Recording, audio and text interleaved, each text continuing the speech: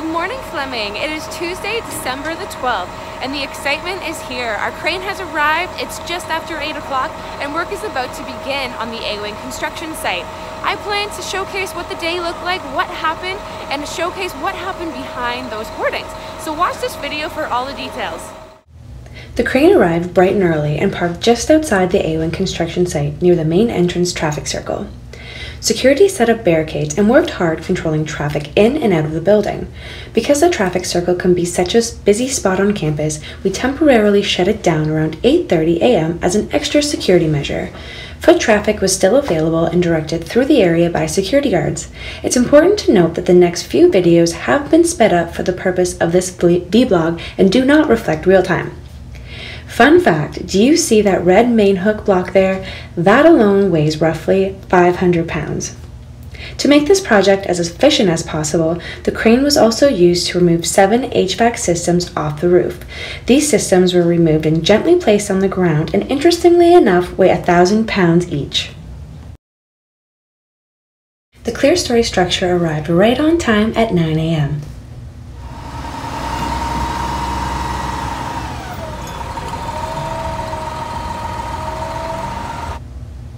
It takes time to ensure the structure is properly secured before structural movement can begin, and health and safety protocols ensure the crew wear harnesses as well as their personal protective equipment. Right now, I'm standing outside of the main entrance doors. The first step in the process is securing the Clerestory structure so that it can be moved from the back of the truck to the ground. Again, it's important to note that this video has been sped up and does not reflect real time. As you can see, workers will each take a corner of the structure to help guide the safe movement from the back of the truck to the ground. Before the Clerestory structure was lifted off the ground and welded into place, structural beams had to be installed in place on A3. You can actually see the red main hook block peeking through the roof here.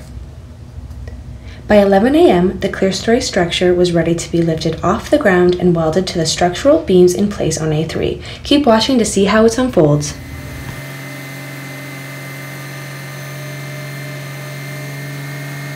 The next few videos have also been sped up in order to showcase the crane work in its entirety, so in real time this process was a little slower. There's a whole crew needed to make such an operation take place. First of all, you have the crane operator, not seen in this video. The crane operator sits in the operator's cab and has control of the crane itself. The operator uses hand signals to communicate with other members of the crew. You then have the riffer crew, seen here in this video on the ground. The riffer uses the rope to help steady and control where the structure swings as it is lifted into the air.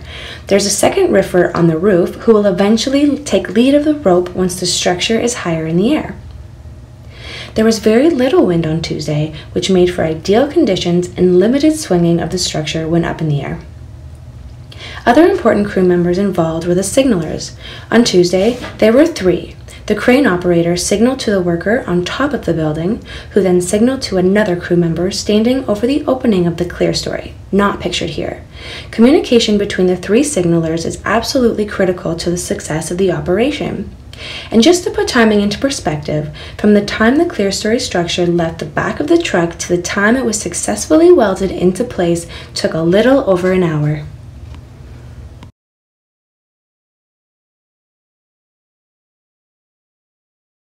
This photo was taken from the roof.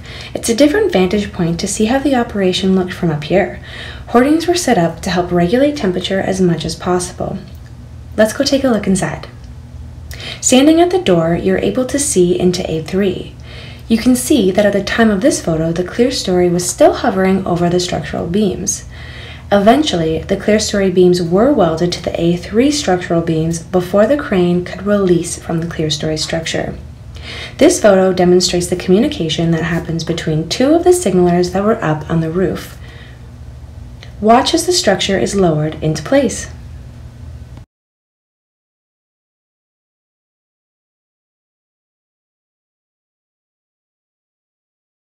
And that is how you install a Clerestory. Let's go see what it looks like inside. Now, standing on A2 and looking up, this is what your view will look like. Don't worry, hoardings are in place to help regulate temperature. Well, I hope you enjoyed that as much as I did. It'll be wonderful to reflect back on this cold, wintry day when we're sitting and enjoying the natural light that streams through that Clerestory. If you have any questions about what happened today, I would love to answer them, so please do feel free to email me. Thanks so much.